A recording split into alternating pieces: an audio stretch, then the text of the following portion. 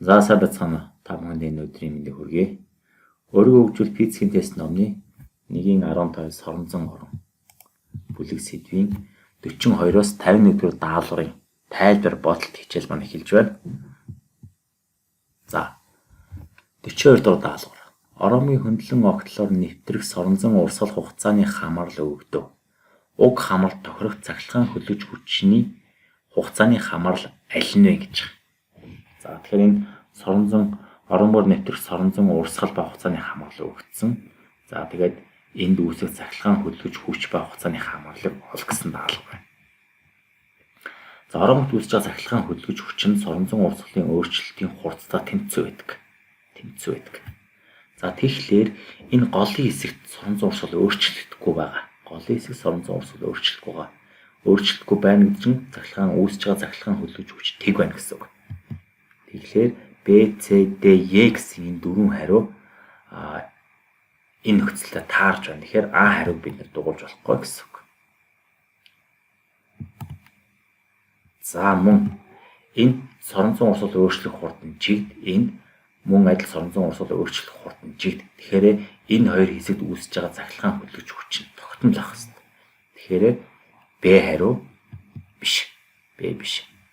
За мөн адил энэ дээр соронзон урсгал ихсэж байгаа тийм ээ. Энэ соронзон урсгал багасж байгаа. Тэгэхээр энэ хоёрт үүсэж байгаа цахилгаан хөлөж хүч нь эсрэг тэмдэгтэй. Яагаад гэвэл энэ соронзон урсгалын өөрчлөлт нь их, энэ соронзон урсгалын өөрчлөлт нь бага. Тэгэхээр соронзон урсгалын өөрчлөх хурдан цахилгаан хөлөж хүчтэй тэмцүү учраас эхлэл ба төгсгөл хэсэгт үүсэж байгаа цахилгаан хөлөж хүч нь эсрэг утгатай, эрг сүр утгатай байна гэсэн харьцуулахад. Тэгэхээр D, E2 яг уу. Энд бол хоёулаа эрг, энд бол үүсэж байгаа цахилгаан хөлөж хоёулаа эсрэг байгаа. Тэгэхээр D, E хариу биш болчихно. За тэгэхээр зөв хариу C хариу болчихно.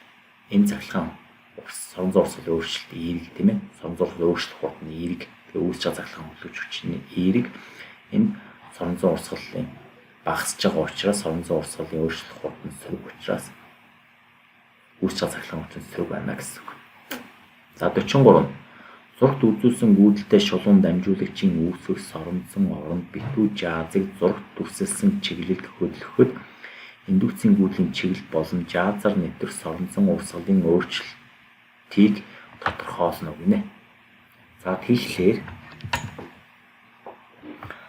гүйдэлтэй дамжиж эргэн тойронд үүсэж байгаа соронзон орны урсгалын нэгт нь B тэнцүү μ0 equal 2p a байдаг. E гэдэг нь дамжуур шиг гүйж байгаа гүйдлийн хүч. А гэдэг нь дамжуураас ямар зайд тийм ээ. За тэгэхээр энд холдож байгаа. Энэ жаз маань холдож байгаа учраас соронзон урсгал багасах ёстой. Тэгэхээр соронзон урсгал ихсэн гэсэн энэ А хариуг дугуйж болохгүй. Тэгэхээр энэ D хариу бас ихсэн гэсэн байна. За энд холдож байгаа учраас соронзон урсгал багасж байгаа тийм ээ. Тэгэхээр энэ хараа соронзон урсгал өөрчлөгдөхгүй гэсэн байна. Тэгэхээр D E хариуг мөн адил дугуйж болохгүй гэсэн. За энэ холдож байгаа учраас таталцсан.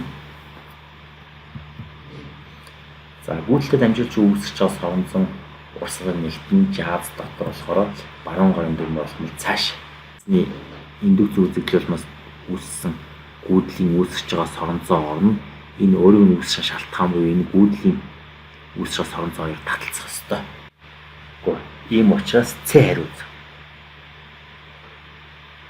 Таталцах учраас соронзон орны чиглэл ижил байх ёстой. 45. Зургийн хавтгад перпендикуляр соронзон оронд байгаа жазар хөх индукцийн гүйдлийн чиглэлийг зургт үзүүлв. Анхдагч соронзон орны индукцийн гэгдлийн талаарх зөв өгүүлбэрийг олно гэж.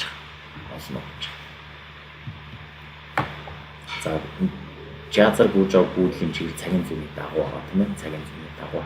Тэгэхээр энэний өөрөөх нь үүсэж байгаа соронзон орн баруун гарын юм их цаашаа чиглэл. За энэ индукцийн үзэгдэл болоод энэ жазар оромоор гүйж байгаа оромоор гүйдэлгүй гэдэг. Ийм учраас соронзон урсгал өөрчлөгдөж явах ёстой. Тэгээд энэ дээр тийм учраас E D2 буруу. Тэгээд зөв хариу Б. За 45-ыг тайлбарлаж өгье. Хязгааргүй урт шулуун гүйдэлтэй дамжуулагчийн дэргэд хоёр битүү жааз байна. За энэ А, Б гэсэн хоёр битүү жааз байна. А жааз дамжуулагч руу ойртож байхад Б жааз дамжуулагчаас холдож байсан бол тэдгээрээ гүйдлийн чиглэлийг тодорхойлно гинэ. Гүйдлийн чиглэлийг тодорхойлно гэж байна. За энэ А бол ойртож байгаа юм. Б бол холдож байгаа. За тэгэхээр баруун гарын дүрмээр энэ дамжуулагч эргэн тойронд соронзоорны чиглэлийг олох юм бол энэ зүүн гар тал дамжуулагчийн зүүн гар тал соронзоор наашаа чиглэн, дамжуулагчийн баруун гар тал соронзоор нь их цаашаа чиглэн. За А бол ойртож байгаа, Б бол холдож байгаа. За тэгэхээр А нь ойртож байгаа учраас түлхэлцэн. За тэгвэл А-гийн үүсэг соронзон орны чиглэл нь энэ өөр нүүсч байгаа соронзон орны чиглэл эсрэг чиглэлтэй байх хэрэгтэй түлхэлцхийн тулд. Тэгэхээр соронзоор нь цаашаа чиглэлтэй байна гэсэн. Цаашаа.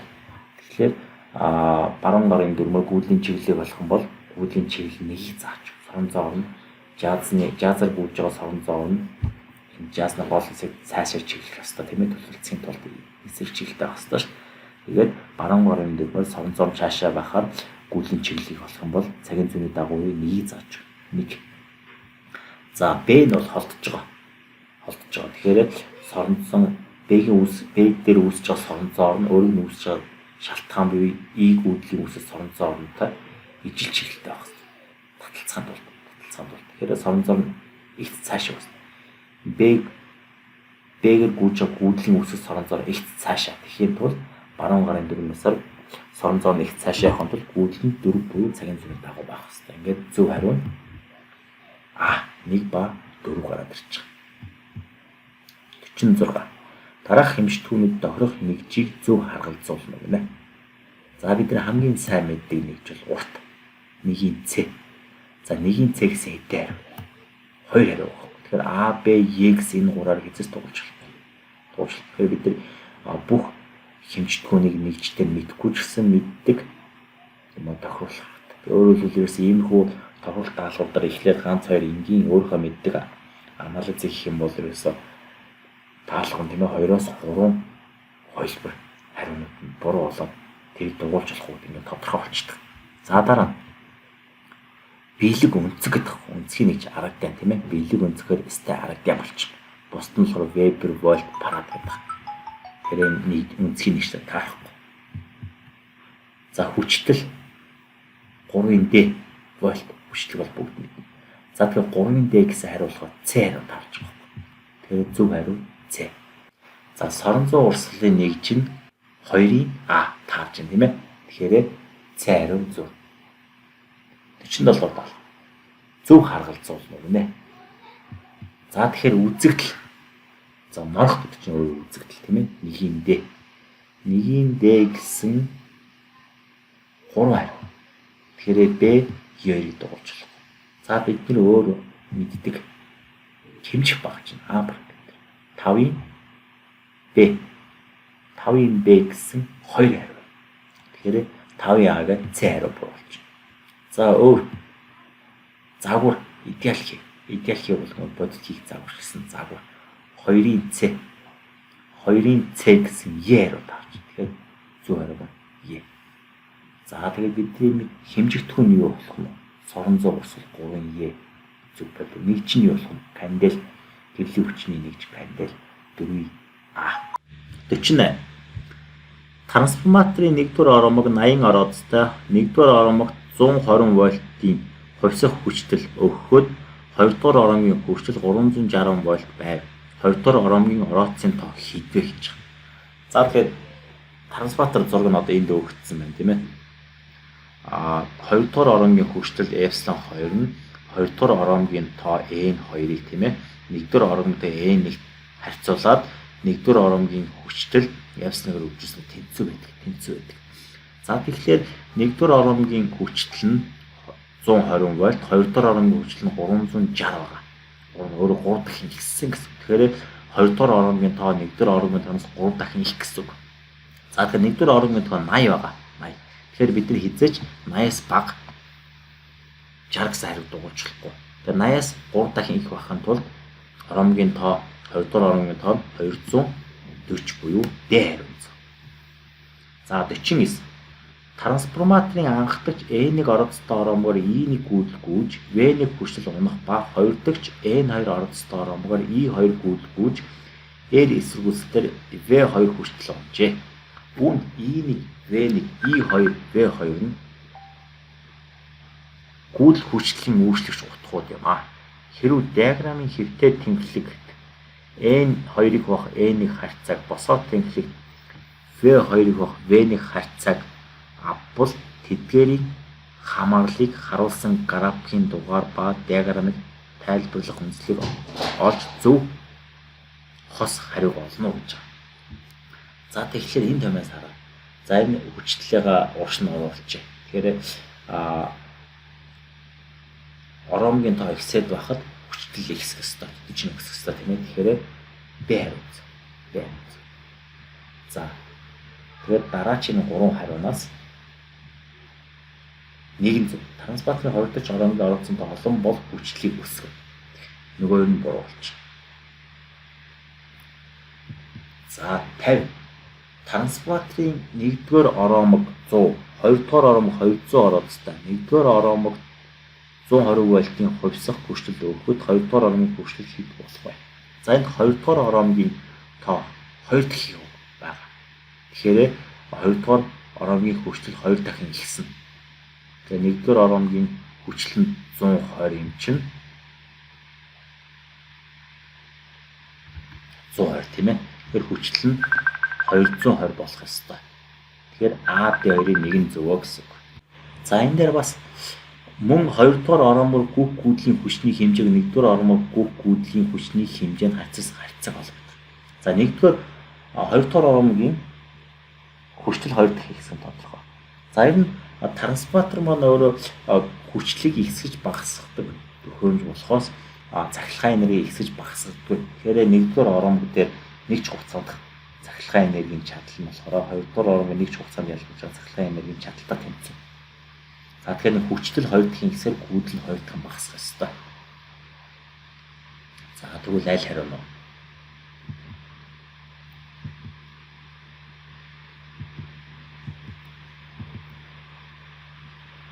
За хүчлэл 2 дахин ихсэн тийм ээ. Тэгэхээр гүйдэл нь 2 дахин багасгах ёстой. Тэгэхээр D хариу болчихж байгаа. За 51. Тэг 14 Гц индукслэлтэй оромгоор 5 ампер гүйдгүүхэд оромгийн соромзон орны энерги ямар байх вэ? За тэгэхээр конденсаторын ялцуудын хооронд цахилгаан уусдаг. Цахилгааны энергийн томьёо Q капитал 2C. Q гэдэг цахилгаан үүсэж байгаа цэнэг үүсэж байгаа капиталаас шууд хамаарч байна. За оромгоор гүйдгүүхээр оромгийн эргэн тойрон соромзон орн үүсдэг. Тэгэхээр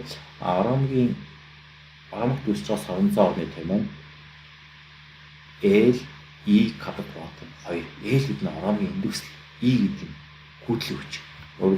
Гүйдлийн эргэн тойрон соромзон орн үүсдэг. Тэгэхээр соромзон орны энерги нь үүсэж гүйдлийн хүчний капиталаас шууд хамаардаг гэсэн. За тэгэхээр өгдлөө шууд орлуулаа бодох юм бол тоо хариу 5 жуулах гэсэн. 5 жуул. За энэ өгдөл нь өгсөн бол оромгийн индуксэл тэг 14 ген гүйдлийн хүч нь 5 ампер гэж өгсөн байна. За энэ тоо үнэлгийг бол бүгд нь өөрсдөө бодоод 5 жуулыг гаргачих хэрэгтэй. За анхаарал хандуулсанд баярлалаа. За та бүхэнд амжилт хүсье. Дараа дараагийн хичээл идэвхтэй сайн үзээрэй.